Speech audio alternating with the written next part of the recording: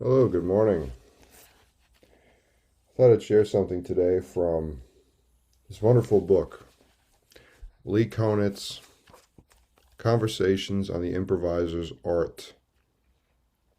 It's these amazing interviews with the late, great Lee Konitz, amazing saxophone player, exponent of the Lenny Tristano School, and then went off and collaborated with hundreds of amazing musicians and projects. And he's got a great take on melody playing, and it's so central to his ethos as a musician. So I thought I'd share some stuff because it's always a good reminder, and I'm about to try to practice for a little bit. So the interviewer asks, when you learn a new song, do you start out by sticking fairly close to the melody at first, as you advise students to do, and then gradually make more variations? Konitz responds, the first improvising step, as I understand it, is stretching the rhythm and the expression of the melody notes. So before adding anything, I play the song. If I can't play that melody as if I just made it up, I need to work on it until I can. Change the key or the tempo and make it sound like real music, and not just some way to get into the variations too soon. Unless the basic groundwork, melody, is strong, the variations certainly will not be convincing.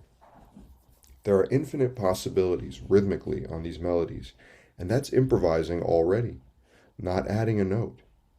Then I suggest adding a grace note, or something to dress up the melody little by little before making a new melody. I came to harmony later in my life. I was just interested in melody because of my single note instrument.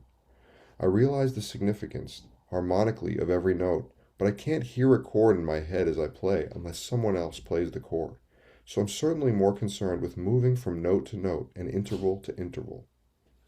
The interviewer says, but too often the melody is thrown away in order to get into the serious business of pattern playing, or licks.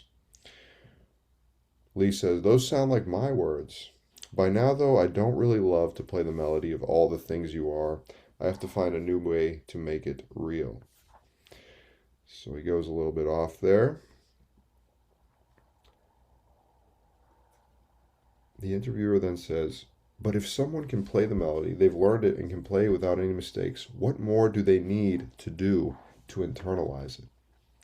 Lee says, well, I'm talking about note to note responsibility. Every time I play one of these melodies, I'm trying to tune in to every note, how it feels in itself, and how it connects with the next note, whether I'm tonguing it or legatoing it or vibrating it. It's a constant challenge, and the more meaningfully it's played, the more meaningful the second chorus of embellishments is. Interviewer says, and you feel that often the melody is not played very meaningfully? Konitz responds, that's the way it feels. It's either done mechanically, it feels like that's the way they always play it. It's what I call a throwaway, just to get to the variations, which also sound mechanical. And then the interviewer says, or it's distorted from the start in an effort to update it. Konitz says, updating is valid, distortion is not for me.